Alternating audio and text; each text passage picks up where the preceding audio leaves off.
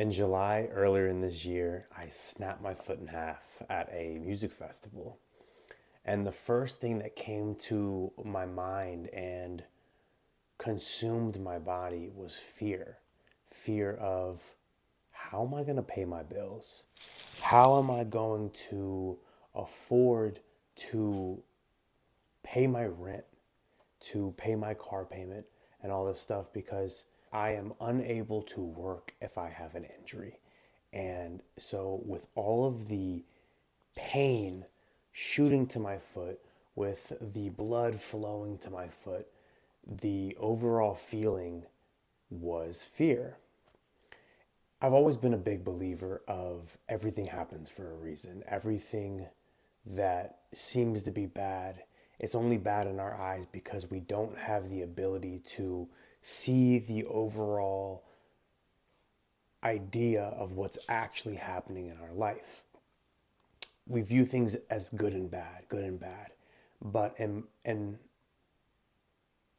on my journey, I've realized that good and bad are really hard to really understand, because what may be bad for you in this moment, you might realize is one of the biggest blessings that you've had in your life.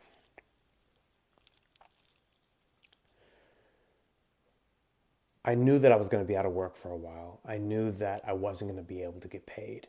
And so the realization that I had was that this was for a reason. There's something that I'm meant to do. I've been working my ass off. I've been working way too hard.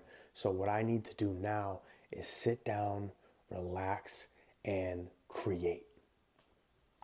You see, we are beings of creation. We were made to create. And there's been so much time that I've been just hustle, hustle, hustle, just as so many of us are just hustling and grinding and working for the job that we have and working towards making money.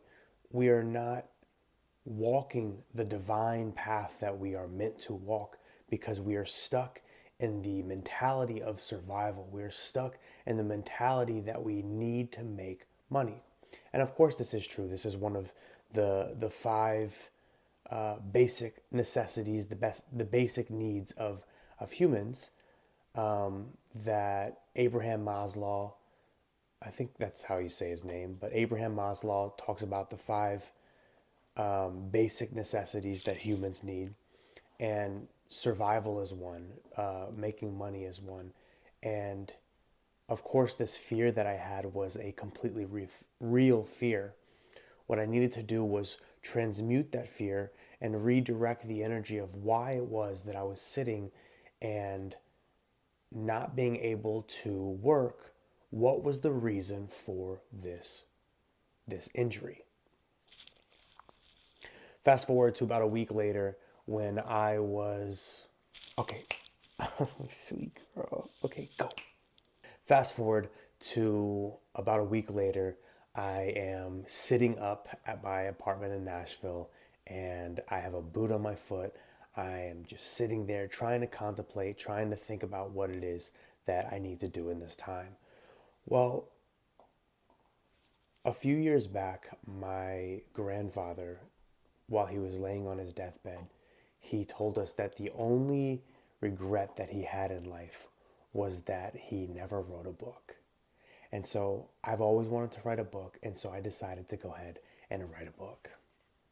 About a year ago, I read a book called The Celestine Prophecy, and this book talks about 9 insights that we need to develop to move towards a spiritual evolution that we are bound to move towards.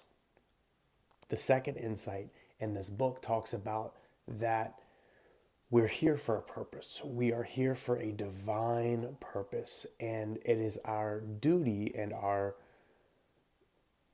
responsibility to discover what is our purpose. Why are we here as a civilization, as humanity, but most importantly, individually?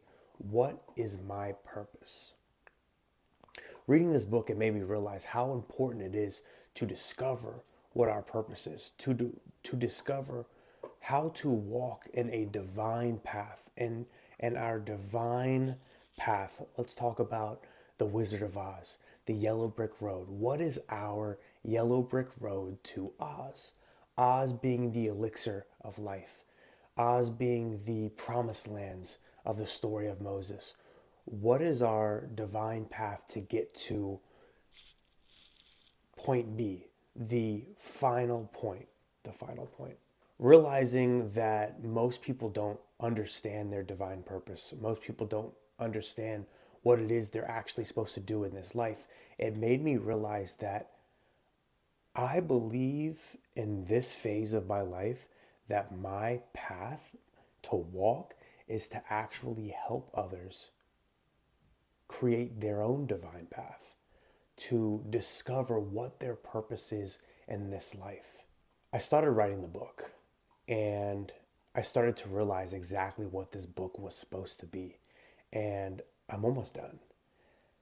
I've written the foundation of the book multiple times.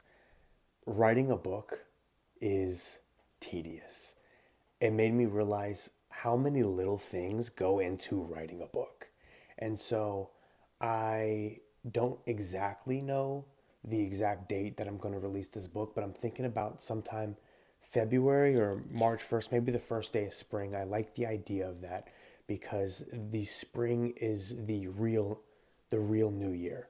It is the idea that we are blossoming into our true potential. We set the seeds in the winter for them to grow in the spring. And so these videos, these emails that I'm sending will be my seed that I'm setting for my book that will be coming out at the beginning of the spring. Over the next year, my goal is to help awaken those to the idea of what their true potential is, to help others realize their divine path, to walk their own yellow brick road to Oz, to the promised lands, to the elixir of life. I'm calling this journey the rise of the phoenix. And over the next year, I will help you understand what it means to rise the phoenix within, to rise from the ashes that has been your life, that has been my life, and to create a phoenix, a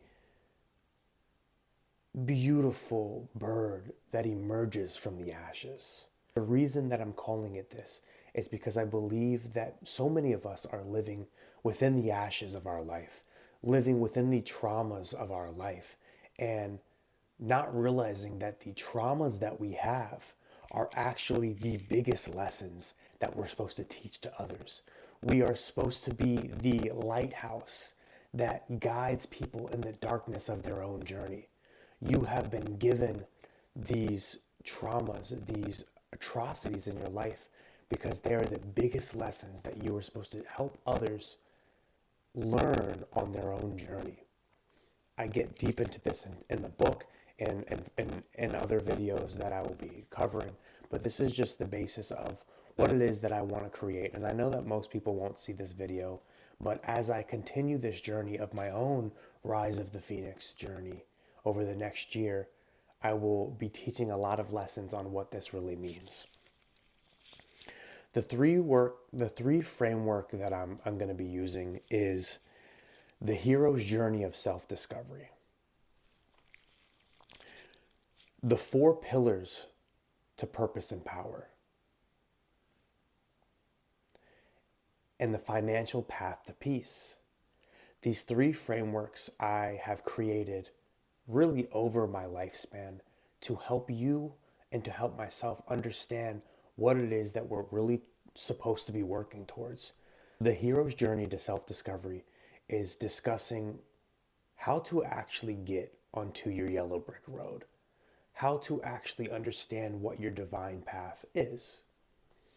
The 4 pillars to purpose and power is the idea of body, mind, spirit, creation. These 4 things that we focus on will lead you to your purpose and give you divine power to help you move towards the next portion of your path. And finally, the financial path to peace is what we're all really here for, right? We all want to make more money. We want to live a better life and not be so worried about the survival that most of us are in. So, through these three frameworks, I will teach you over the next year how it will be possible to actually make money through walking your divine path, through walking your yellow brick road to Oz, to the promised lands, and to the elixir of life, to the elixir of your life.